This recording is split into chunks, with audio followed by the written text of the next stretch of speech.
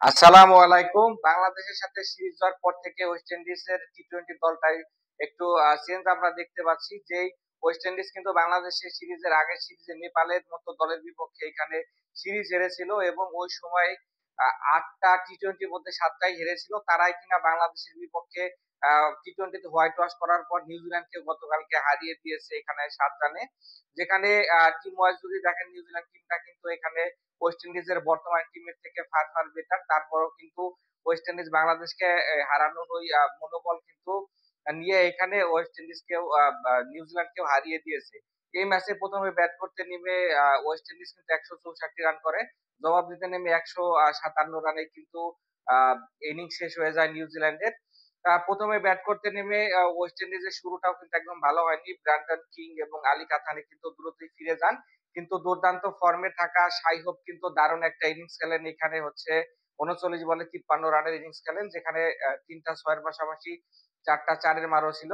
এই Shai Hope কিন্তু বাংলাদেশের বিপক্ষে টি-টোয়েন্টি এবং ওডিআই সিরিজেও দুর্দান্ত ব্যাটিং করেছিলেন।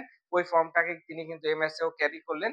এর পাশাপাশি রস্টন সেজও কিন্তু ২৮ রানের একটা গুরুত্বপূর্ণ ইনিংস খেলেন এবং শেষের দিকে গিয়ে রবম্যান পাওয়েল কিন্তু ২৩ বলে ৩৩ রানের ঝড়ো নক খেলেন। রবম্যান পাওয়েল এবং হচ্ছে এখানে শাই হোপ কিন্তু বাংলাদেশের বিপক্ষেও একটা টি-টোয়েন্টিতে ভালো খেলে ম্যাচ জিতিয়েছিলেন। তো তারা এই ম্যাচে তো ভালো পারফর্ম করলেন। ১৬৫ রানের জয়ের লক্ষ্যে ব্যাট করতে নেমে নিউজিল্যান্ডের আ আ শুরুটা কিন্তু খুব একটা খারাপ হয়নি। মাত্র ৩ ওভারে কিন্তু ৩০ রানে পৌঁছে যায়।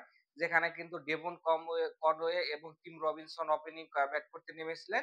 কনওয়ে ৩.১ ওভারে ফোর্ডের বল ইনসুইং এর বলে বোল্ড আউট হয়ে যাওয়ার পরে কিন্তু খেলার চিত্রনাট্য চেঞ্জ হতে থাকে। এরপর রবিনসনও ২৭ রানে আউট হয়ে যান। এখানে হচ্ছে রাবিন্দ্র কিন্তু ২১ রানের বেশি করতে পারেননি এই ম্যাচটাতে। এর পরবর্তীতে কিন্তু আমরা একটা আ ধস দেখেছি নিউজিল্যান্ডের ব্যাটিং লাইন আপে। ১০৭ রানের মধ্যে কিন্তু ৯ উইকেট হারিয়ে ফেলে। তখন মনে হচ্ছিল যে বড় একটা মার্জিনে কিন্তু এখানে হচ্ছে নিউজিল্যান্ড হারতে চলেছে। যেখানে কিন্তু আমি যদি বলি একাধারে আম Daryl Mitchell, Jimmy Neesham, Mark Chapman সবাই কিন্তু ব্যর্থ হয়েছেন। কেউই কিন্তু বড় ইনিংস খেলতে পারেনি। আর শুধুমাত্র ব্যতিক্রম ছিলেন এখানে captain Mitchell Santner. Mitchell Santner কিন্তু বোলিং এ ৪ ওভারে ৪০ রান দিলেও ব্যাটিং এ কিন্তু পুরোপুরিটা পুষিয়ে দিতে পেরেছেন বলে আমার কাছে মনে হয়।